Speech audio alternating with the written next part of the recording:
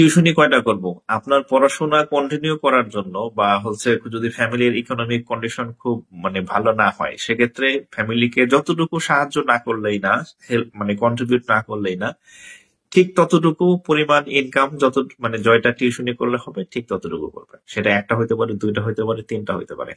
অর্থাৎ আপনার ইমার্জেন্সি পড়াশোনা চালানো বা ফ্যামিলি সাপোর্টের জন্য যতটুকু করা দরকার ততটুকু করবেন, এর বাড়তি না। অর্থাৎ আপনি টাকা জমাবেন টিউশনি করে, এই প্ল্যান করে টিউশনি করা যাবে না।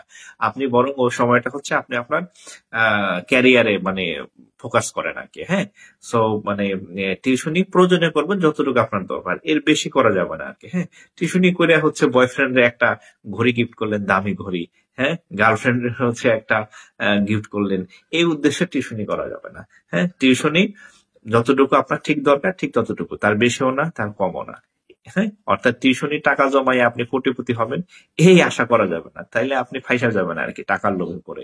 বরং ওই সময়টা হচ্ছে আপনি আপনার ক্যারিয়ারে ফোকাস করেন, ক্যারিয়ার গঠনে মনোযোগ দেন, ওইটা কাজে দেবে আর কি। ঠিক আছে।